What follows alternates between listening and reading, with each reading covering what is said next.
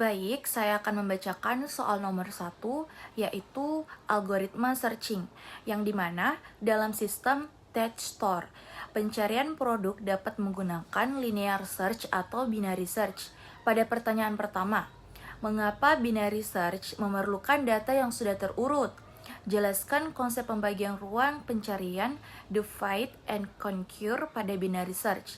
Jadi, jawaban pada pertanyaan pertama adalah binary search memerlukan data yang sudah terurut karena algoritma ini bekerja dengan membandingkan nilai yang dicari dengan elemen array.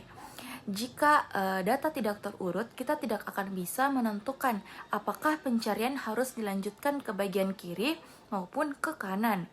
Dan konsep divide and conquer pada binary search adalah membagi ruang pencarian menjadi dua bagian setiap langkahnya. Setelah membandingkan elemen tengah dengan target. Setelah itu, jika target lebih kecil, maka pencarian akan dilanjutkan ke kiri. Sedangkan sebaliknya, jika target lebih besar, maka akan dilanjutkan ke sebelah kanan. Itulah jawaban dari pertanyaan yang pertama. Kita lanjut ke pertanyaan yang kedua, yaitu berikan contoh pseudocode sederhana untuk linear search yang mencari kode produk tertentu dalam array. Yang pertama itu adalah input A, array atau data terurut. Target low sama dengan 0, high sama dengan panjang, terus kurang 1. While sama dengan lebih kecil dibandingkan high, do, mid sama dengan low, high tambah low bagi 2. Itulah pseudocode sederhana dari pertanyaan kedua. Next, baik, selanjutnya saya akan membacakan soal nomor 2, yaitu kompleksitas waktu dan best case atau worst case. Jadi, analisis efisiensi algoritma pencarian sangat penting untuk performa sistem. Pertanyaan pertama adalah, pada linear search dengan 500 produk, jelaskan skenario best case, average case, dan worst case, beserta berapa jumlah perbandingan pada masing-masing kasus.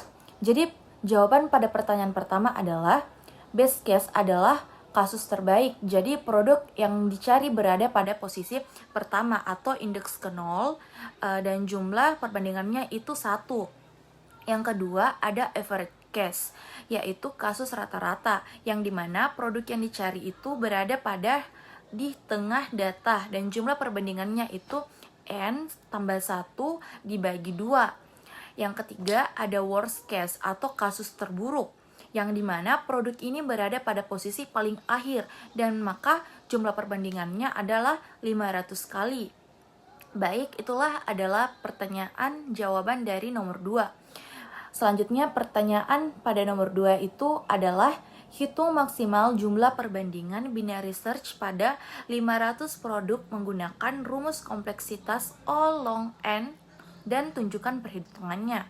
Jadi jawaban pada soal nomor 2 ini adalah diketahui N sama dengan 500, long N 2, 500 sama dengan 8,97, jadi jumlah perbandingannya adalah 9 kali.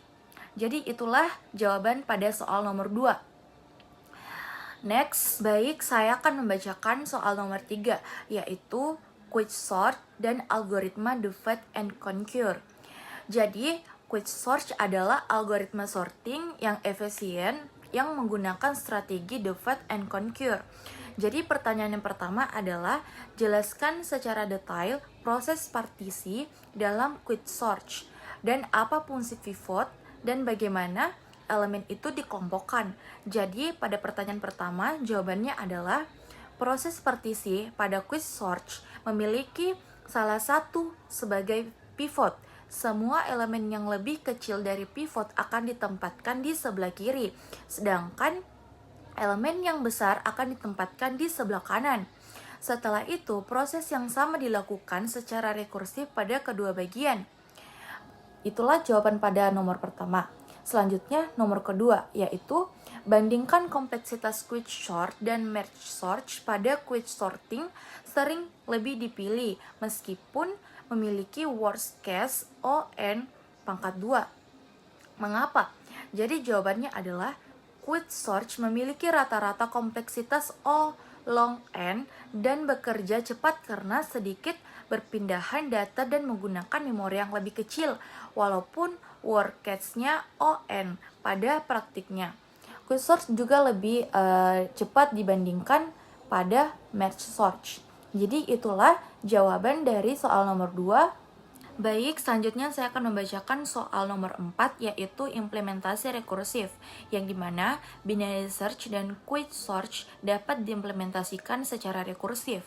Nah, pertanyaan pertama adalah tuliskan rekursif untuk binary search dan jelaskan base case dan rekursifnya case-nya. Jadi jawaban pada soal pertama yaitu secara singkat pseudocode binary search rekursif, yaitu function binary search terdiri dari R, leave, dan right. Dan selanjutnya ada if left lebih besar daripada right, then return kurang 1, mid kurang leave tambah high dibagi 2. Itulah tadi contoh pseudocode secara singkat. Selanjutnya base case-nya adalah data ditemukan atau batas melebihi batas kiri melebihi batas kanan. Dan selanjutnya recursive case-nya yaitu memanggil fungsi kembali pada setengah data. Jadi itulah jawaban pada soal nomor 1. Selanjutnya di nomor 2 ada apa kelebihan dan kekurangan implementasi rekursif dibandingkan iteratif dalam penggunaan memori atau space. Jadi jawabannya adalah rekursif itu lebih mudah dibaca, tetapi memakai memori lebih besar karena stack pemanggilan fungsinya itu iteratif lebih hemat memori. Jadi itulah jawaban pada soal kedua. Jadi itulah jawaban dari soal keempat. Next. Baik, selanjutnya saya akan membacakan soal nomor 5, yaitu analisis dan pemilihan algoritma. Jadi sebagai developer sistem tester, Anda harus memilih algoritma yang tepat untuk berbagai skenario. Pertanyaan yang pertama adalah, dalam kondisi apa linear search lebih cocok digunakan daripada binary search? Berikan minimal 3 skenario dan alasannya. Pada soal pertama, jawabannya adalah linear search lebih cocok jika datanya sedikit. Yang kedua, ada data tidak terurut atau data sering berubah. Yang ketiga, data sering berubah hingga tidak dapat diurutkan lagi. Itulah jawaban pada soal pertama.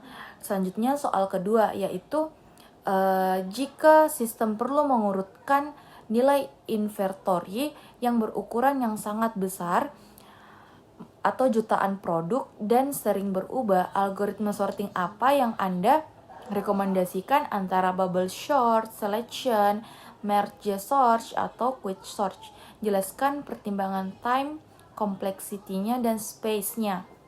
Jadi untuk jawaban nomor 2 ini adalah untuk data besar dan sering berubah, saya merekomendasikan algoritma yang direkomendasikan adalah merge search atau quick search karena kompleksitas waktunya itu ON long n.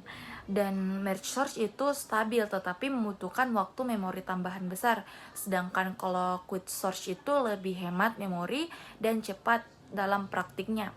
Jadi itulah jawaban pada soal kedua.